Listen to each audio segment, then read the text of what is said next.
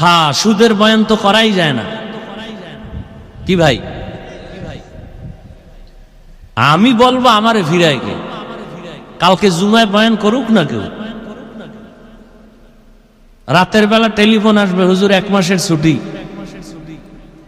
কি 1 মাসের? বলবে কেন? বলে শিয়ালের হাতে মুরগি আমানত। শিয়ালের হাতে মুরগি আমানত দিলে কয়দিন পাবেন? কয়দিন পরে পাবেন? পাবেন? ও তো খেয়ে পেটে কিমা বানায় ফেলবে। শিয়ালের হাতে মুরগি রাখলে যা হয়, সুদখোর ঘুষখোরের হাতে ধর্মের চাবি রাখলে তাই হয়।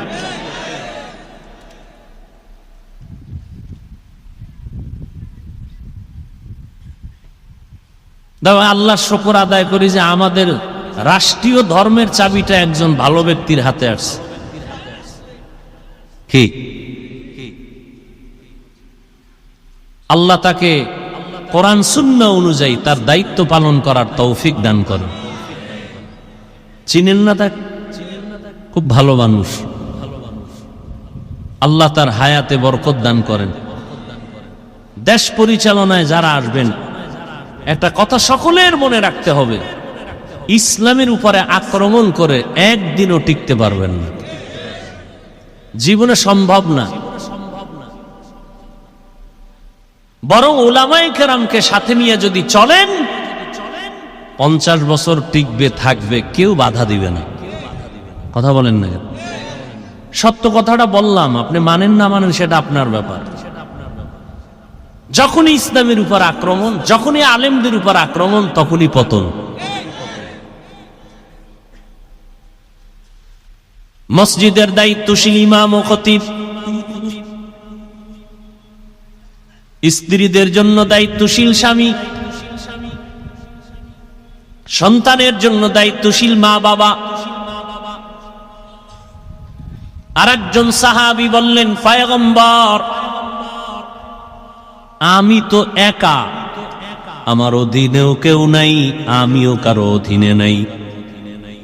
আমার মা নাই, বাবা নাই, স্ত্রী নাই, পরিবারের কিচ্ছু না, আমি একা। আমার দায়িত্ব কি?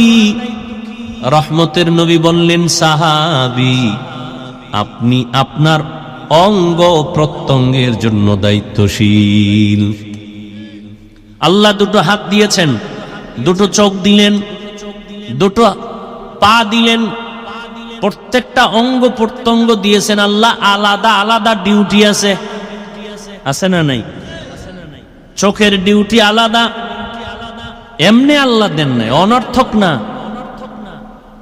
বিশাল আসমান আমার আপনার গোলাম, এমনি। দুনিয়ার সূর্য আপনার আমার গোলামি করে, এমনি। এত সহজ মনে করেছেন? চাঁদ আপনার আমার গোলামি করে, সমুদ্রের পানি, মাছ আপনার আমার গোলাম, শক্তিশালী বাঘ আপনার আমার গোলাম। যেই বাঘ দেখলে মানুষ ভয় পায়, চিড়িয়াখানায় গিয়া দেখেন সেই বাঘ আবার মানুষে লালন পালন করে, সামনে গিয়া খানা দেয়, বাঘে কিচ্ছু বলে না। ইয়া দেখেন নাই? সাপ আমাদের গোলাম, সাপ দেখলে ভয় পায়, কিন্তু একদল মানুষ তো আবার সাপ নিয়ে খেলা করে, সাপ ওদেরকে ওস্তাদ মানে। আছে না নাই? তাহলে এগুলো এমনি দিয়েছেন?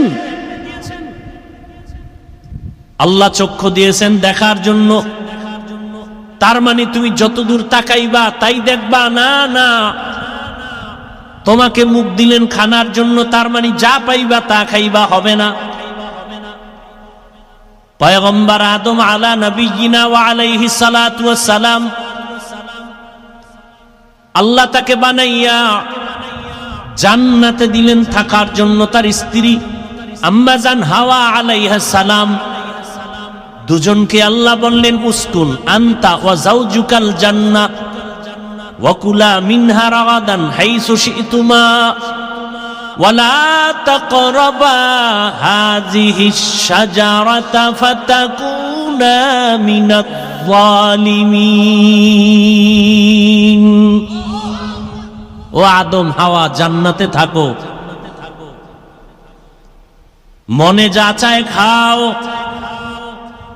কিন্তু সাবধান,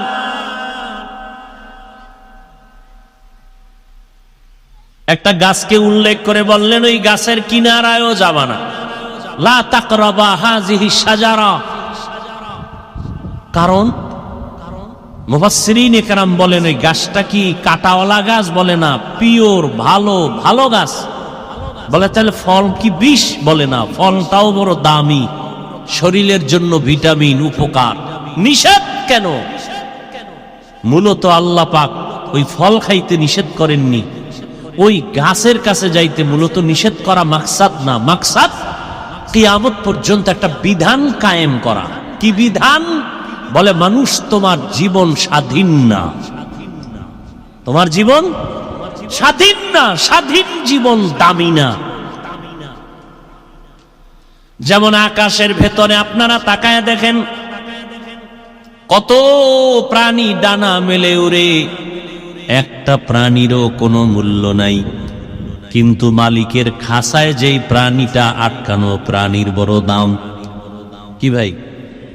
সমুদ্রের ভেতরে হাজারো কোটি ধরনের মাছ, কোনো মূল্য নাই, কিন্তু জালওয়ালা জেলেরা জালে যে মাছ আটকাইয়া বাজারে নিয়ে আসে, মাছের অনেক দাম। কি? রাস্তায় কুকুর ঘুরে, অভাব নাই, কোনো কুকুরের দাম নাই, মানুষ লাথি মারে, কিন্তু গুলশান ঢাকা এক বাড়িতে এত বেশি কুকুর লালন পালন করে। বহু আগে শুনছি 8টা যুবক ছেলে শুধু কুকুরের খাদেম, 8টা ছেলে কুকুরের খেদমত করে, মাস শেষ বেতন নেয়। মালিকের রশির সাথে যে কুকুরটা বান্ধা, ওই কুকুরের দাম বেশি, ওটারে একটা লাথি দিলেই মামলা হয়ে যাবে। কেন? ওটা স্বাধীন না, পরাধীন। জমিনের মধ্যে কত মানুষ, সব মানুষের কোনো দাম নাই, কিন্তু যেই মানুষ কালেমার রশি গলায় লাগায় চলে, আমানতু বিল্লাহ, ওই মানুষের দাম অন্য মানুষের থেকে বেশি। বেশি না কম? বলে কেমন বেশি? এই প্যান্ডেলটা তেমন কোনো দামি প্যান্ডেল না, বিছানাটাও ভালো না, কিন্তু আপনারা যখন এখানে আসছেন দ্বীনের নিসবতে, কোরআনের বরকতে, আল্লাহর মোহাব্বতে আসছেন, কালেমার রশিতে। আপনার আমার কালেমা এক না আলাদা? দল আপনার আলাদা, ঘর আপনার আলাদা, স্ত্রী আলাদা, ব্যবসা আলাদা, চলাফেরার রাস্তা আলাদা, বেতন আলাদা, কিন্তু আমাদের কালেমা সবার এক, আমাদের ধর্ম সবার এক, আমাদের আল্লাহ এক, রসুল এক, কাবা এক, নাকি আলাদা?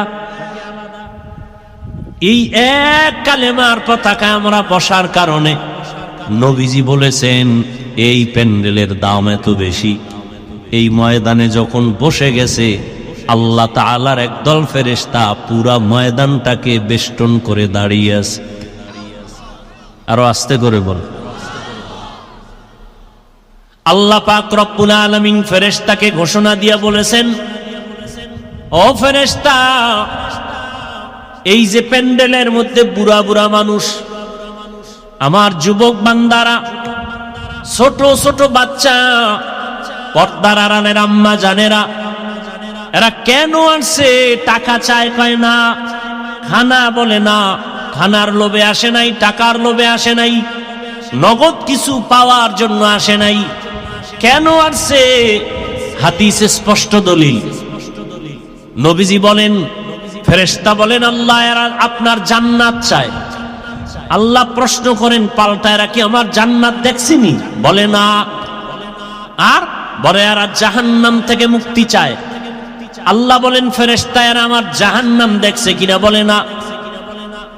আর বলে আল্লাহ আপনার সন্তুষ্টি চায়, আমাকে দেখছে? বলে দেখে নাই।